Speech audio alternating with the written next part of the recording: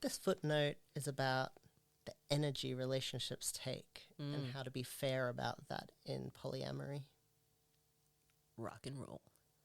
So I don't think it's any secret that I am very low energy at the moment and have been for quite a number of years now. Meka is lying down again as we record this. It gets me through. Fair enough. I would be too if my armchair were wider. Yeah, we need more couches is what you're saying. Yeah.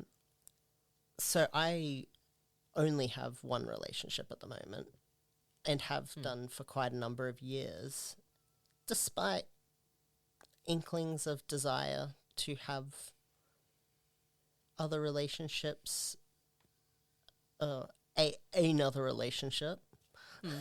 Yep. Because I know, like, I've sat with myself for quite a while to be like, what relationships could I sustain? And when it comes to, like, amorous romantic relationships, one other relationship feels like probably my cap of what I could maintain and being fair to everyone. Yeah. Particularly, like, you need to take into consideration everybody's time commitment needs and your personal time needs.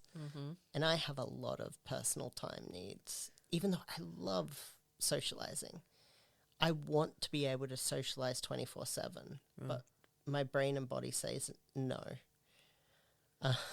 I take a lot of time to emotionally process. And so I have these wonderful, like, emotional, great connections with people, and I'm having such a good time. And the trick I fell for was, like, taking on too much people and, like, new relationships and wanting to foster them all, and I just can't. And that's just friendships. But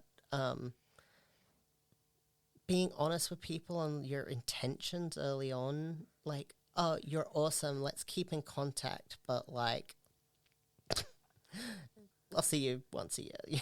Yeah. Like, and the good thing with being neurodivergent is a lot of us are fine with that. Which is like, cool, we're friends, I'll see you every 2 years. Cool. But romantic relationships are different. Like, you do, particularly, like, if you're sexually intimate, you're now part of a polycule of sexual health as well. Like, your actions, even if you're not seeing each other that often, affect everybody. Yeah.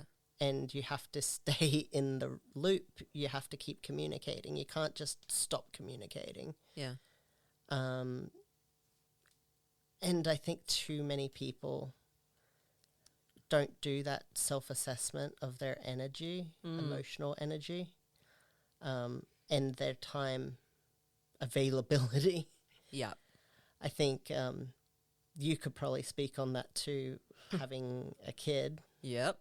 That changes things a lot. Yeah. Kids can't just have you disappear for lots of, like, 3 days a week, every week. Yeah. Without it affecting them. Which we could go all the way back around to the hierarchy thing, but we're not going to. Hey, if you liked this episode, let us know. We'll do more.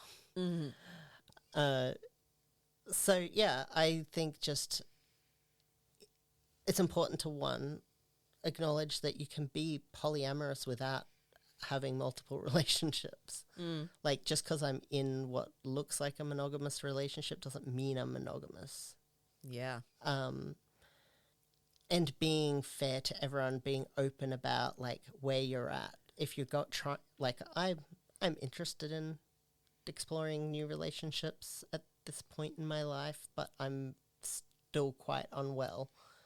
And so if I do happen to meet someone that things blossom, I'll be honest. Like, I don't have a lot of time or emotional energy. Like, where are you at? Like, some other people might be in the same place. They're like, I want to sit in the same room doing my homework, but we're just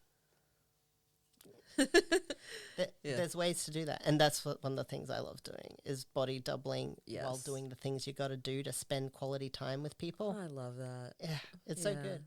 Just lying on my belly at the end of a bed, painting my nails. Yeah. While they're just like Did it reading with a book or friend something. yesterday while they were doing their work, because their work was physical. Yeah. Chatting to them, we both got something out of it. It was really nice, and I didn't feel tired afterwards. That's the thing. Like, I think I often get more drained when I'm using spare time. Yes. Whereas if we can spend quality time while doing things that we have to do, which were going to be a drain on me, I actually get a net positive. Yeah. So, yeah, it's really important to kind of like think about how you, because this is very specific to me. Yeah.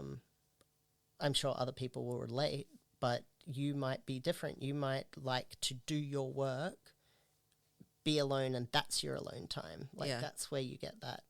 Or you do your housework on your own. Yeah. Whereas I find all of those tasks incredibly boring and grueling. So to have someone with me to do those is actually like a valuable time to spend with them. So, yeah. And it's also important to acknowledge that sometimes the amount of energy that you can put into a relationship in the beginning can be powered by that excitement that you have with someone. Yeah. Right? That it's not always sustainable. And when you know yourself enough to know that it won't be sustainable, but you can still enjoy that new relationship energy, or NRE, that's worth communicating about as well. Yeah. That was on the top of my list of like the energy discussion is be careful of that new relationship energy. Yep. Not to, one, make your other partner or other partners feel neglected due to new relationship energy. Yeah. And also that being mindful that that is a temporary condition, and like if you, and it's you might be someone that likes to have little burst relationships, but just, you know, keep everyone's hearts protected by being honest. Yeah. You know, don't go into one thinking, oh yeah, let's have a 3-month fling.